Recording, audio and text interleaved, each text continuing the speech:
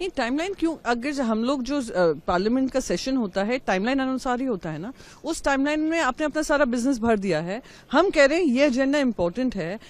जिस तरीके से एसआईआर किया जा रहा है उसमें बीएलओज को इतना हेवी टारगेट दिए जा रहे हैं कि स्ट्रेस के मारे उनकी जान जा रही है। तो क्यों नहीं वो आज का चर्चा का विषय होना चाहिए? आज ही अखबार में आया है कैसे इलेक्शन कमीशन ने भी कहा था, इलेक्शन कमिश्नर ने अपनी आपत्ति की थी नोट में।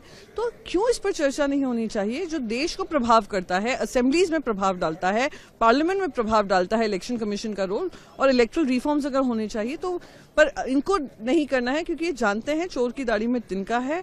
और अगर इस पर चर्चा होगी तो इनके जो सारे झूठ हैं जिसको ये सफाई से सच्चाई मानने की कोशिश करते हैं और इलेक्शन कमिश्नर से अपनी स्क्रिप्ट पढ़वाते हैं, वो भांडाफोड़ होगा। इसीलिए हमने आज वॉकआउट किया है कि जब आपने कमिट किया था इस पर चर्चा होगी, पर फिर से चर्चा से भाग रहे हैं, उसमें दिखाता है कि आप चर्चा का करना ही नहीं चाहते हैं। एक और बड़ी बात है वो ये कि संचार साथी ऐप जो है उसमें सफाई इस बात की आई है कि ये मैंडेटरी नहीं है, वॉलंटरीली है। अगर आप चाहें तो उसको डिलीट कर सकते हैं। ये मंत्री की तरफ से इस बात की सफाई नहीं, ये जो सफाई आई है सरासर गलत है। वो अगर आप नोटिफिकेशन पढ़ेंगे, नोटिफिकेशन का पॉइंट 7B है जो उन्होंने बहुत स्पष्ट तरीके से सफाई देकर चल पड़े और कहा बेवजह की कंट्रोवर्सी कर रहे हैं। इसमें लिखा है कि ensure that the app is readily visible and accessible to the end users at the time of first use or device setup, and that its functionalities are not disabled or restricted। यानी कह रहे हैं ना restriction होना चाहिए ना उसको disable करना चाहिए। तो ये ऐप कंपलसरी जो मैन्युफैक्चरर को कहा था कि at the beginning of IMEI number जैसी जनरेट होता है होना चाहिए, तो वो था।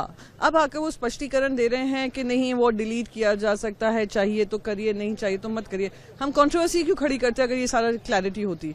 तो ये सफाई देने का काम और दूसरों को कहना बेवजह बेतुकी बातें।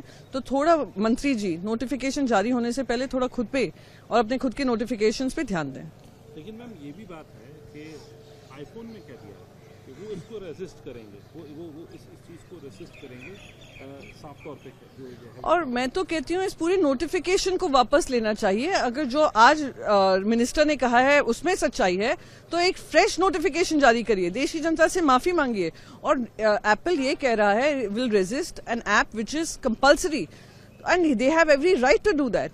तो आप किसी चीज को, और काफी लोग कह रहे हैं आप एप्पल डाउनलोड करते हैं, गूगल का सॉफ्टवेयर डाउनलोड करते हैं, कोई भी वो सरकारी एप्स नहीं है।